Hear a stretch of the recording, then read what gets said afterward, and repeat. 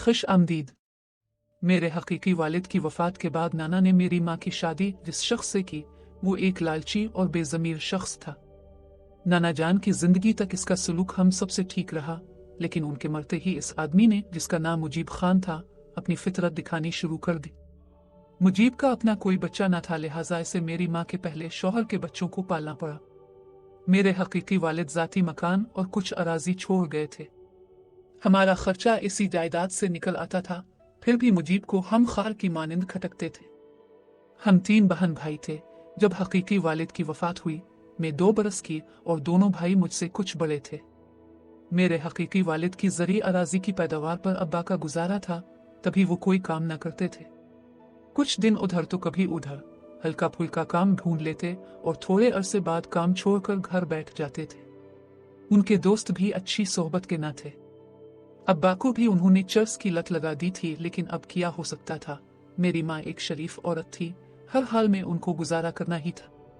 मेरे भाइयों को माँ ने स्कूल में दाखिल करा दिया कि बड़े होकर उन्होंने ही घर का बोझ उठाना था, लेकिन अब्बा ने मुझे स्कूल न जाने दिया। माँ से कहते कि लड़की को पढ़ा कर क्या करना है, इसको घरदारी और सलीका सिखाओ। यही औरत की कामयाबी जिंदगी की जमानत है कि वो सलीका शियार और फर्माबरदार हो। भाई छोटे थे, मेरी हिमायत में नहीं बोल सकते थे, यूं मैं स्कूल जाने से रह गई। जिन दिनों में 5 साल की थी, उन्होंने मेरी किस्मत का फैसला कर दिया। ईद में 2 दिन थे। वालिद साहब ने अम्मा से कहा, बख्त बीबी, मैं अपने दोस्त के पास किसी काम से जा रहा हूँ। कुलसूम के लिए ईद के कपड़े और चूड़ियां लेनी हैं, तो इसे तैयार कर दो। मैं इसके लिए शहर से रेडीमेड कपड़े, नई जूती और चूड़ियां लेता आऊंगा और बच्ची सैर भी कर लेगी। माँ मुझसे बहुत प्यार करती थी। सोचा कि ईद की शॉपिंग से मेरी बच्ची खुश हो जाएगी, सैर भी कर लेगी। उन्होंने मुझे नहलाया और साफ सुथरे कपड़े पहनाकर तैयार कर दिया। वालिद साहब मेरी उंगली पकड़कर घर से चल दिए। मैं जो बख्त बीबी की बेटी, बेबख्त होने को बाप के साथ आंखों में सैर सपाटे का ख्वाब सजाकर घर से निकल आई थी। शहर जाने की बजाय अब्बा एक बैलगाड़ी में बैठकर अगले गांव आ गए। तमाम रास्ता में हरे चने खाती गई। मुसाफरत का भी पता न चला और हम गांव आ गए। अब्बा ने दोस्त से मिलने का तो बहाना किया था, असल में वो मेरे बदले अपनी शादी तय कर आया था। इसको नौउम्र लड़की से शादी का शौक था, जबकि अम्मा इससे 5 बरस बड़ी और 3 बच्चों की माँ थी। हुआ ये था कि उन्हीं दिनों अब्बा ने एक शख्स की लड़की को देखा, वो इसके दिल को भा गई। ये वालिद का पुराना वाकिफकार था। मेरे बाप ने इससे कहा कि तू मुझे अपनी लड़की का रिश्ता दे दे, बदले में तेरे बेटे को अपनी बेटी का रिश्ता दे दूंगा। चुनांचे मुझे मेरा बाप इसके गांव ले गया। वहां उसने अपना निकाह इस शख्स की बेटी से पढ़वाया और मेरा निकाह अपने नए साले से करा दिया। सबके सामने यह फैसला किया गया कि मेरी रुखसती बालिग होने पर कर दी जाएगी। मेरे वालिद ने जिस लड़की से निकाह किया, उसकी रुखसती भी चंद माह बाद होना करार पाई थी। इस वक्त में इतनी कमसुन थी कि मुझे इल्म न था कि मेरी किस्मत का फैसला कर दिया गया है, बल्कि मैं तो वहां मौजूद लोगों की गोद में बैठ रही थी। घर वापस आने से पहले महल्ले वालों में से किसी ने यह खबर मेरी माँ को दे दी। उनको यकीन न आया, मगर जब वालिद ने घर पहुंचकर इस खबर की तस्दीक कर दी तो वो हक्का बक्का रह गई। वो तो उन पर एतमाद करती थी और समझती थी कि मेरा खावंद हमेशा मेरा रहेगा। वो तो किसी और का हो चुका था। उसकी प्यारी बेटी के बदले में उसको सुकून मिल रही थी। इस पर मेरी माँ बहुत रोई। बेटी, वालिद से पूछा कि मेरा कसूर तो बताओ। अगर मेरी सौतन लानी थी तो मेरी ही बेटी के बदले में क्यों लाए हो? ये बातें मेरी समझदार होने पर मेरी वालिदा ने मुझे बताई। जब मैं घर पहुंची तो खुशी से माँ की गोद में चली गई। जिस हस्ती ने चंद घंटों पहले मुझे खुशी खुशी तैयार किया था, वो अब मुझे लिपटा कर रो रही थी। दिन रात का रोना अब मेरी माँ का मुकद्दर बन गया था। 6 माह गुजरने के बाद मेरा बाप अपनी मनकूहा को रुखसत करवा कर ले आया। वो दिल की बुरी नहीं थी, लड़की सी थी। वो खुद इस शादी से खुश न थी, बदले की रस्म की भीन चढ़ गई थी। इसने अपने गम की पनाह मेरी माँ की हस्ती में तलाश की। हाथ जोड़कर अम्मा को मिना लिया कि मुझसे नाराज मत हो। मैं तो खुद मजबूर थी, मेरी तो जबरदस्ती शादी की गई है। 2 साल तक वो मेरी माँ के साथ रही। बच्चे की पैदाइश पर वो नौजायदा समेत दुनिया से चल बसी। सौतन की मौत पर भी मेरी माँ ने बहुत आंसू बहाए, क्योंकि वो एक नेक दिल लड़की थी। सारे घर का काम करती, अम्मा के कपड़े धोती, इनके पांव तक दबाती थी। सच कहूं कि ऐसी नेक दिल लड़की मैंने कभी ना देखी थी। जब मैं समझदार हो गई तो सहेलियों के मुंह से अपने खावंद का नाम सुना और अपने जीवन साथी की प्रस्तिश करने लगी। मेरी सहेलियां मुझे इसके नाम से छेड़ती तो मैं आसमान की वसतों में पहुंच जाती। माँ ने मेरा जहेज बनाना शुरू कर दिया था। मैं 16 बरस की हो गई तो ससुराल वालों ने रुखसती का मुतालबा कर दिया। बाप ने टाल मटोल से काम लिया। कई साल तक ससुराल वाले तकाजा करते रहे और अब्बा इनकार करते रहे। आखिर वो लोग तंग आ गए। कहा कि तुम अपनी बेटी को रुखसत क्यों नहीं करते जबकि वो अब बड़ी हो गई है। मैं अपनी बेटी को रुखसत नहीं करूंगा, वो अभी छोटी है, जब मेरी मर्जी होगी तब रुखसती दूंगा। तुम लोगों को जल्दी है तो तलाक दे दो। वो बोले तलाक की बात क्यों करते हो, जबकि रिश्ता बदले का था और हमने अपनी बेटी वादे के मुताबिक वक्त पर रुखसत करके तुम्हारे हवाले कर दी थी। अब वो मेरे पास तो नहीं है ना। इसकी उम्र इतनी ही थी, मौत हयात तो अल्लाह के हाथ में है। हमने तो जिंदा रुखसत करके दे दी थी। अब अगर इंतकाल कर गई है तो इसका मतलब ये नहीं कि तुम अपनी बेटी की रुखसती ना दो। मगर अब्बा के दिल में फतूर आ चुका था। वो अपने वादे से मुनहरिफ हो गए। बोले कि मैंने तलाक लेनी है और मैं उसके लिए अदालत तक जाऊंगा। तुमसे जो हो सकता है कर लो। गांव के लोगों ने भी समझाया कि वो शरीफ लोग हैं, तुम बेटी का निकाह कर चुके हो, अपने वादे से मत फिरो। मगर वालिद ने मौक़िफ़ इख्तियार किया कि जब मेरी लड़की 4-5 बरस की थी तब निकाह हुआ था, हालांकि इस उम्र में लड़की का निकाह नहीं होता। इसके बदले वाली जो मेरी घर वाली थी वो भी मर गई है। मेरे पास तो कुछ ना रहा। अब इसी वजह से मैं अदालत जाऊंगा। बहरहाल अब्बा अदालत से मुझे तलाक दिलवाने में कामयाब हो गया। कुछ अरसा बाद वही किया जो वो चाहता था। मेरे भाई अब्दुल के निकाह के बदले किसी और घराने में बदले की रस्म दोहरा दी गई और मेरी भाभी के भाई से मेरा निकाह कर दिया गया। भाई की दुल्हन रुखसत होकर घर आ गई, मगर इस दफा भी मेरे वालिद ने मेरी रुखसती ना की बल्कि ससुराल वालों से 1 साल की मोहलत मांग ली। भाभी का भाई जिससे मेरा अख्दसानी हुआ था, किसी लड़की के इश्क में गिरफ्तार था। उसने मुझसे सिर्फ इसलिए निकाह किया था कि इसकी बहन की शादी वट्टे सिट्टे के बगैर नहीं हो सकती थी। अब्बा को जब इस अमल का इल्म हुआ कि वो मुझसे शादी नहीं करना चाहता तो इसको बड़ी खुशी हुई। उसने माँ से कहा, यह अच्छा हुआ, अब मैं इस लड़के से कहता हूँ कि हक महर की आधी रकम दे दो, हम तुमसे खुला ले लेते हैं। इस तरह तुम अपनी पसंद की शादी कर लेना और हम इस रकम से अपनी बेटी की किसी और जगह शादी कर देंगे। जब मेरे चचा ने यह सुना तो कहा, मुजीब शर्म करो, बेटी बिकाऊ चीज नहीं होती। तुम लड़के से क्या बात करने चले हो, इसके बुजुर्गों से बात करो जिनकी मर्जी से रिश्ता हुआ था। क्या दोबारा खुला के लिए बेटी को अदालत ले जाओगे? जो बात करनी है कचहरी में जाने की बजाय ज़बानी कलामी कर लो और बरादरी को हमरा ले लो। लेकिन अब्बा के दिल में तो लालच ने घर कर लिया था। उन्होंने किसी की ना मानी और उन लोगों से जानबूझकर फड्डा करके तलाक का मुतालिबा कर दिया। मेरी माँ रोने लगी कि अब मेरी बेटी को दोबारा तलाक मत दिलवाओ बल्कि खुशी खुशी रुखसती दे दो। इस पर अब्बा ने जूता उठाकर मेरी माँ को मारा तो वो बेचारी सिसक कर चुप हो गई। अब्बा एक बार फिर मुझे अदालत ले गया। कचहरी और तहसील के चक्कर लगने लगे। मुझे कहा, अदालत में ये कहना है और ये कहना है, और मैं दुआ करती कि खुदा करे ये बातें मुझे मनो अन याद रह जाएं, वरना वो घर आकर मेरी खाल उधेड़ डालेंगे। साल भर कचहरी के चक्कर लगते रहे। जिससे निकाह हुआ था उसने अदालत में बयान दिया कि मैं किसी से इश्क नहीं करता।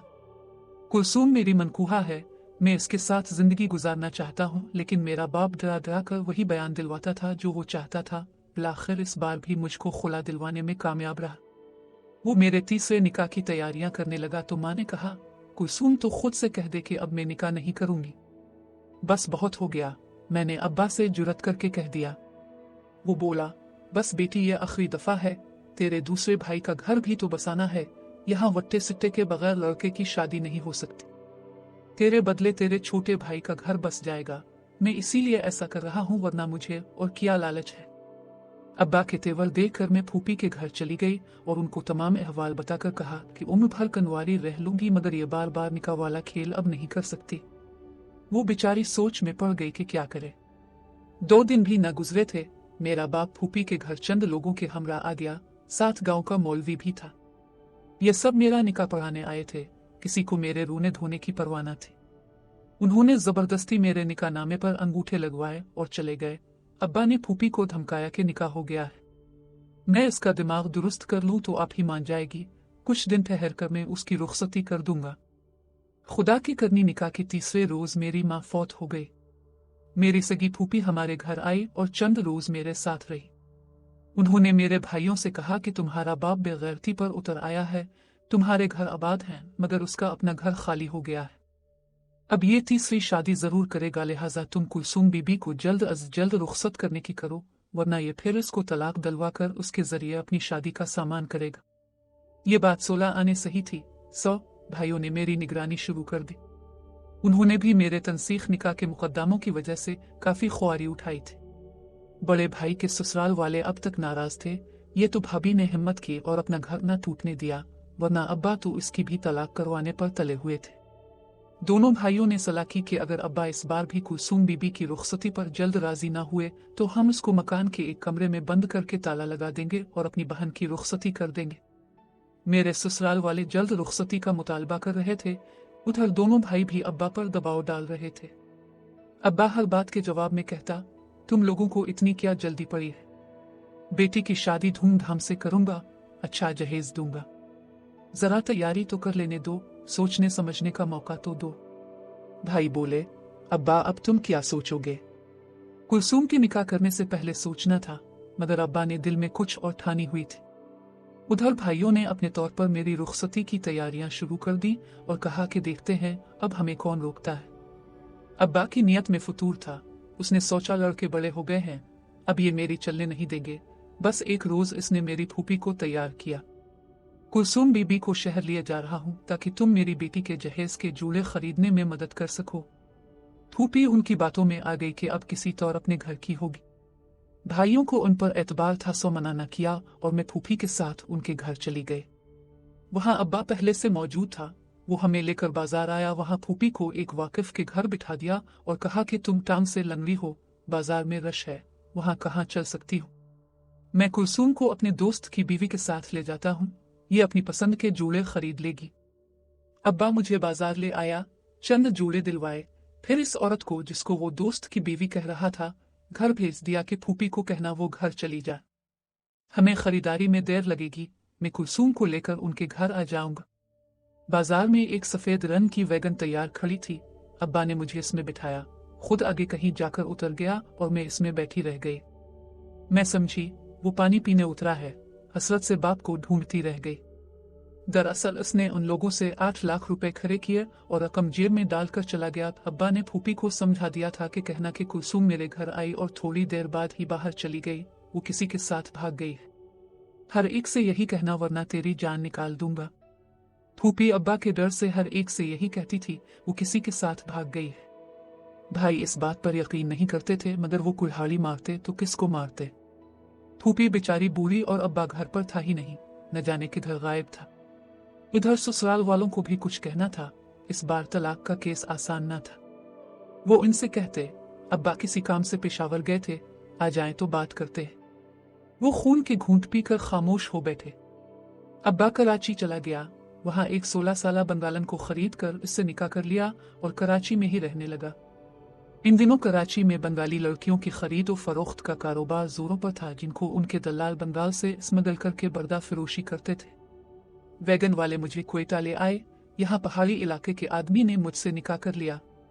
मैंने बहुत कहा कि मेरा निकाह हो चुका है और निकाह पर निकाह जायज नहीं, लेकिन उन लोगों को मेरी कोई बात समझ में ना आए। उन्होंने मुझे खरीदा था, सो मैं उनकी बांदी थी। उधर मेरे बाप ने मेरे नए ससुराल वालों के साथ मिलकर थाने जाकर अपने कुछ मुखालिफों के नाम मेरे अगवा का पर्चा दर्ज करवा दिया। उधर मैं पहाड़ों में 6 साल कैद रही। इन दिनों का क्या हाल लिखूं कि जमीन कांप उठे, कैसे कैसे अजाब वहां न थे। हम बेशक अमीर ना थे, मगर थोड़ी सी जरी अराजी से इतना अनाज और रुपया आ जाता था कि पेट भर सुकून की रोटी खाकर सो जाते थे। मगर यहाँ तो जवार की सूखी रोटी के सिवा कुछ न था। बेआबो गिया काले देव जैसे पहाड़, इन पहाड़ों में ऐसे लोग रहते थे जो बरसों नहीं नहाते थे, 6 माह में एक बार नहा लेते। इनके जिस्मों से ऐसी बो आती थी कि मुझे उबकाई आ जाती थी। रफ्ता रफ्ता में इसकी आदी हो गई, क्योंकि मेरे से भी अब वैसी ही बो आती थी। मैं भी महीनों नहाने को तरसती थी। रूखी सूखी रोटी, दूध की लस्सी से नवाले निगलते मेरे हल्क में छाले पड़ जाते थे। यहाँ कोई औरत बीमार हो जाती तो वो मर जाती, मगर उसे इलाज को ना ले जाते थे। यहाँ की जिंदगी कितनी कठिन थी। मैंने सोच लिया वापस जाने की उम्मीद बेकार है, अब यही जीना है और मरना है। अब्बा को बद्दुआएं देती थी, जिसने बुढ़ापे में नई दुल्हन का अरमान पूरा करने के लिए मुझे बेच दिया था। खुदा चाहता है कि इंसान उसकी रहमतों से मायूस ना हो। 6 साल बाद जब मैं बिल्कुल मायूस हो चुकी थी, एक बार मुझे पहाड़ से शहर के अस्पताल जाने का मौका मिला, जहां मेरे शौहर की बीमार मां को अस्पताल में दाखिल करा गया था। इसके गुर्दे का ऑपरेशन होना था। इत्तेफाक से मुझे नर्स से अकेले में बात करने का मौका मिल गया। मैंने इससे मिन्नत की कि तुम किसी तरह इस पते पर मेरे भाइयों को इत्तला कर दुआ कर मुझे यहाँ से ले जाएं। वो रहमदिल लड़की थी। उसने घर जाकर अपने बाप को बताया। इसका बाप इसी वक्त मेरे भाइयों के पास चला गया और मेरा पैगाम उनको दिया। वो इसके साथ शहर आए और फौरन डीसी साहिब से मिले। वो मेरा निकाहनामा भी साथ लाए थे। इस तरह उन्होंने मुझे बरामद कराकर मेरे भाइयों के हवाले किया और मुझे जालिमों के चुंगल से रिहाई दिलाई। अब्बा का पता चला कि वो कराची में एक ट्रैफिक हादसे में इंतकाल कर चुके हैं। अब कौन उनका बाल बिका कर सकता था। एक मौजिज़ा ही था कि मैं दोबारा अपने घर वापस आ गई। जब मैं घर पहुंची मेरी हालत बुरी थी। औरतें मुझे देखने आती थीं और अफसोस करती थीं। इनसे भाइयों ने यही कहा था कि यह शहर में बाजार की भीड़ में गुम हो गई थी और वालिद से बिछड़कर रास्ता भूल गई थी।